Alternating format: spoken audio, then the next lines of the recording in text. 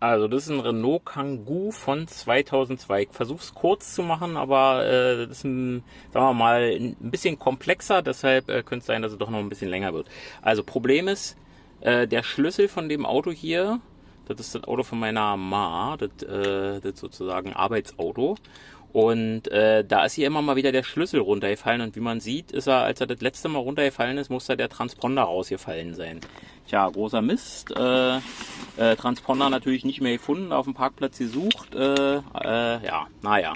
Und ohne den Transponder, logischerweise, geht der halt nicht an. Ne? So, zack, geht nicht.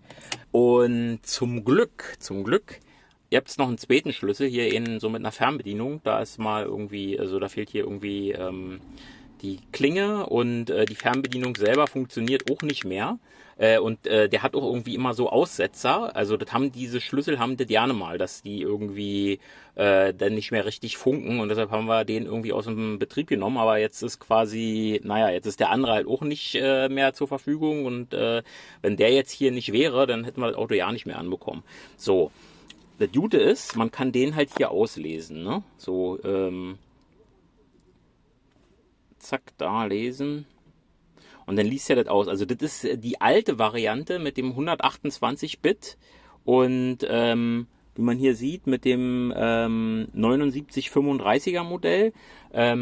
In einer Original von Renault, da steht doch, dass das irgendwie 7930 wäre.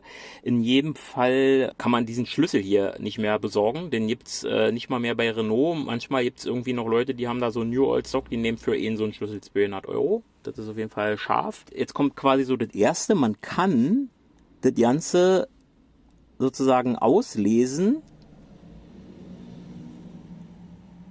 Und dann kann man das speichern. Habe ich jetzt hier schon mal gemacht, ne?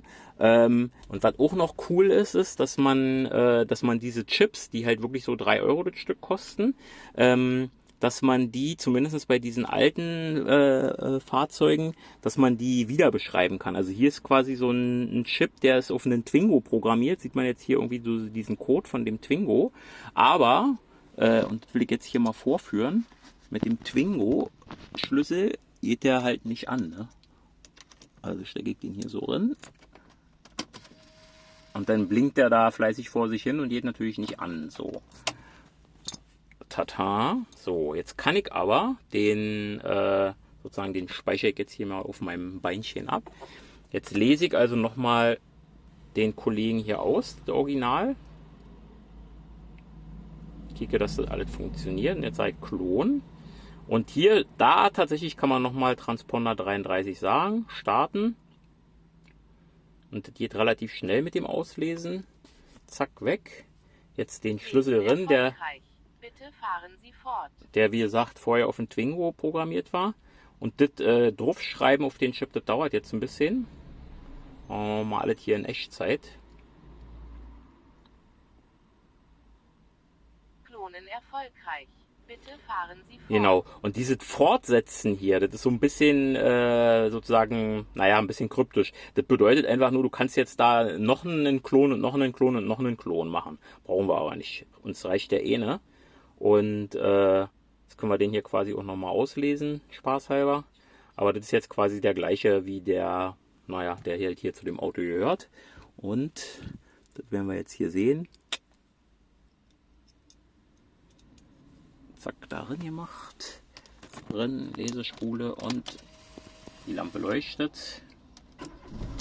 Und das Auto geht an. Ja. Also das Auto kam 100e, hat sich mal wieder bezahlt gemacht. Das ist jetzt das zweite Auto, was ich damit gemacht habe. Also zuerst mein Iveco, wo der Schlüssel irgendwie 400 Euro bei Iveco gekostet hätte, den nachmachen und anlernen zu lassen. Und hier, also das wäre auch ein Riesenaufwand gewesen. Da hätte man sich irgendwie ein gebrauchtes Steuergerät, einen neuen Schlüsselsatz und alles holen müssen, weil es halt die Dinger nicht mehr gibt. Oder man geht halt zu dem einschlägigen Schlüsselmann, der das irgendwie kann, aber die kenne ich hier nicht, aus dem Hiker jetzt dieses Gerät. Und damit wieder viel Geld gespart. Das Einzige, was ein bisschen schade ist bei dem Gerät, ist, dass man den Dampf von diesen Chips der hier auch einfach abgelegt ist. Na, wo steht's? Ach, da, Hilfswerkzeuge. Hex-Tool. Genau, und dann öffnet sich hier irgendwie so ein Hex-Editor. Ich weiß ehrlich gesagt nicht genau, was man damit machen soll. In jedem Fall kann man hier über den Dateimanager jetzt die Dateien aufrufen. Und das wäre jetzt halt hier die Datei von dem Kangoo.